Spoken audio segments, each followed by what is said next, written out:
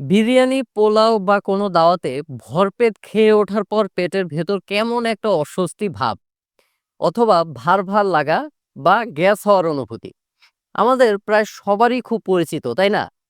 সুস্বাদু খাবারের লোভ সামলানো কঠিন, কিন্তু খাওয়ার পরের এই অস্বস্তিটা পুরো আনন্দটাই মাটি করে দেয়। আচ্ছা, কেমন হতো যদি আপনি আপনার পছন্দের খাবারগুলোও খেতে পারতেন আর হজমের সমস্যা নিয়েও ভাবতে হতো না? যদি এমন কিছু সহজ অভ্যাস থাকতো যা আপনার হজম শক্তিকে এতটাই উন্নত করবে যে পেটের স্বাস্থ্য নিয়ে দুশ্চিন্তা আর করতেই হবে না।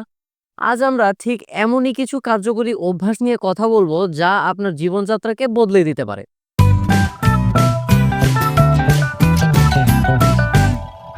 আসসালামু আলাইকুম, আমি ডক্টর কাজী সাজ্জাদ হোসাইন। আপনাদের সবাইকে আমার স্বাস্থ্য বিষয়ক আজকের আলোচনায় স্বাগত জানাচ্ছি। আমরা প্রায়ই একটা কথা বলি, পেট ভালো তো দুনিয়া ভালো। কথাটা কিন্তু মোটেও ভুল নয়। আমাদের শারীরিক এবং মানসিক স্বাস্থ্যের অনেকটাই নির্ভর করে আমাদের পেটের স্বাস্থ্য, অর্থাৎ গাট হেলথের উপরেই। হজম যদি ঠিকঠাক না হয় তাহলে গ্যাস, অ্যাসিডিটি, কনস্টিপেশন অর্থাৎ পায়খানা কষা ভাব, পেট ফাঁপার মতো সমস্যা তো লেগেই থাকে। পাশাপাশি আমাদের শরীরের এনার্জি কমে যায়, মেজাজ খিটখিটে হয়ে থাকে, এমনকি স্কিনের উপরেও এর প্রভাব পড়ে। Modern lifestyle, fast food, stress এবং আনইউজুয়াল ফুড হ্যাবিটের কারণে হজমের সমস্যা এখন ঘরে ঘরে। অনেকেই এর সমাধানের জন্য ফার্মেসি থেকে বিভিন্ন ধরনের ওষুধ বা হজমি কিনে খান ও দিনের পর দিন এগুলোর উপর নির্ভরশীল হয়ে পড়েন। কিন্তু আসল সমাধান লুকিয়ে আছে আমাদের প্রতিদিনকার ছোট ছোট অভ্যাসের মধ্যেই।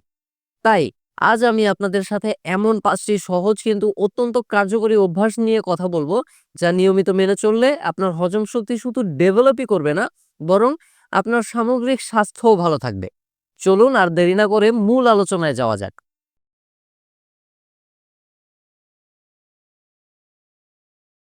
আচ্ছা, মূল অভ্যাসে যাওয়ার আগে চলুন একটু জেনে নেই, এই যে আমরা পেটের স্বাস্থ্য বা গাট হেলথ নিয়ে এত কথা বলছি, এটা আসলে এত গুরুত্বপূর্ণ কেন? দেখুন, পেট ভালো রাখা মানে কিন্তু শুধু খাবার ঠিকঠাক হজম হওয়া নয়। ব্যাপারটা তার চেয়েও অনেক গভীর।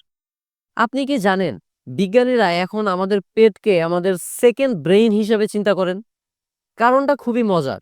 আমাদের পেটের ভেতরে, মানে আমাদের নাড়িভুঁড়িতে কোটি কোটি ভালো জীবাণু বা গুড ব্যাকটেরিয়া বাস করে।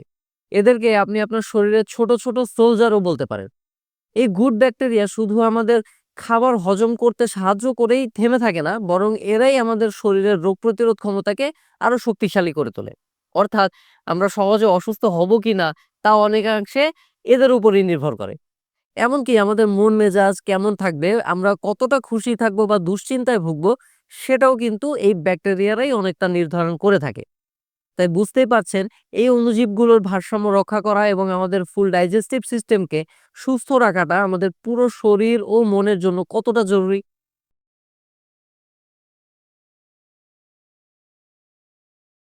আমাদের লিস্টের প্রথম এবং সবচেয়ে সহজ অভ্যাসটি হলো পর্যাপ্ত পরিমাণে পানি পান করা। শুনতে খুব সাধারণ মনে হলেও হজম প্রক্রিয়াকে সচল রাখতে এর ভূমিকা অপরিসীম। পানি ছাড়া যেমন একটি গাড়ি চলতে পারে না, আমাদের ডাইজেস্টিভ সিস্টেমও ঠিক তেমনই। পানি খাবারকে ভাঙতে ও এর পুষ্টি শোষণ করতে সাহায্য করে। সবচেয়ে গুরুত্বপূর্ণ হলো এটা কোষ্ঠকাঠিন্য অর্থাৎ কনস্টিপেশন প্রতিরোধ করে, যা হজমের একটি অন্যতম বড় সমস্যা। কিন্তু শুধু পানি পান করলেই হবে না, সঠিক সময়ে পান করাটাও জরুরি। অনেকেই খাবার খাওয়ার সময় বা খাওয়ার পরপরই অনেক বেশি পানি পান করেন, যা হজমের জন্য সহায়ক এনজাইম এবং পাকস্থলীর অ্যাসিডকে পাতলা করে দেয়। এর ফলে খাবার ঠিকমতো হজম হতে পারে না। তাই চেষ্টা করুন খাবার খাওয়ার অন্তত ৩০ মিনিট আগে বা ৩০ মিনিট পরে পানি পান করতে। সারাদিনে অন্তত ৮ থেকে ১০ গ্লাস পানি পানের অভ্যাস গড়ে তুলুন। সকালে ঘুম থেকে উঠে খালি পেটে ১ থেকে ২ গ্লাস হালকা গরম পানি পান করা আমাদের ডাইজেস্টিভ সিস্টেমকে অ্যাক্টিভ করে তোলার জন্য একটি চমৎকার উপায়।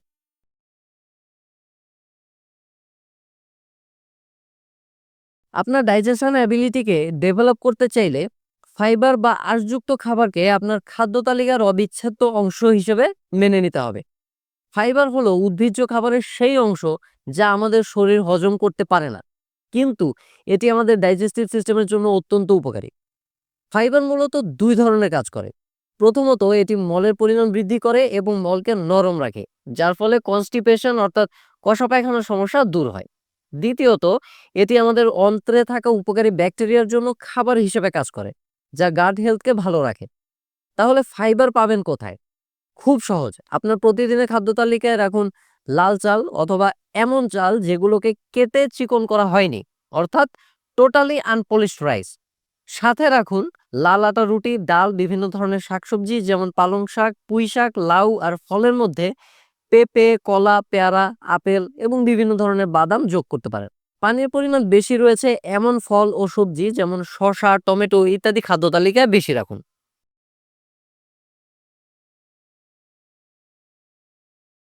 ধীরে সুস্থে ভালো করে চিবিয়ে খাওয়া হলো এমন একটি অভ্যাস যা আমরা সবাই জানি, কিন্তু কেউই প্রায় মানি না। হজম প্রক্রিয়া কিন্তু পেট থেকে নয়, মুখ থেকে শুরু হয়।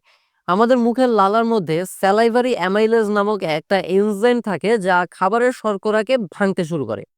আমরা যখন তাড়াহুড়ো করে খাওয়ার সময় খাবার ঠিকমতো না চিবিয়ে গিলে ফেলি, তখন আমাদের পাকস্থলীকে অতিরিক্ত কাজ করতে হয়। এর ফলে খাবার ঠিকমতো হজম হয় না এবং গ্যাস, বদহজমের মতো সমস্যাও তৈরি হয়। তাই আজ থেকেই একটা অভ্যাস করুন, সেটা হলো খাবার খাওয়ার জন্য নির্দিষ্ট সময় বের করবেন এবং প্রতিটি লোকমা অন্তত 20 থেকে 30 বার চিবিয়ে খাবেন। এতে খাবার ভালোভাবে ভাঙবে, লালার সাথে মিশবে এবং হজম প্রক্রিয়া অনেকটাই সহজ হয়ে যাবে। ধীরে ধীরে খেলে আপনি প্রয়োজনের অতিরিক্ত খাওয়া থেকেও বিরত থাকবেন, যা ওজন নিয়ন্ত্রণেও আপনাকে সাহায্য করবে।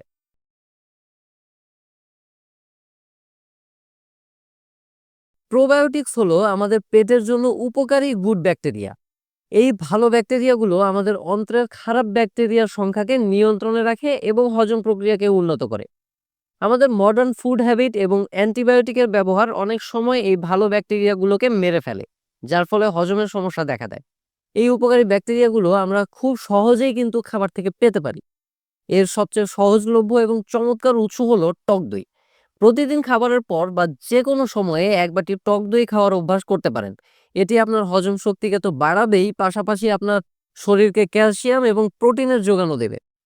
টক দই ছাড়াও ফার্মেন্টেড প্রক্রিয়ায় তৈরি খাবার যেমন আচার, পনির, ইডলি বা ডোসাতেও প্রোবায়োটিক্স পাওয়া যায়।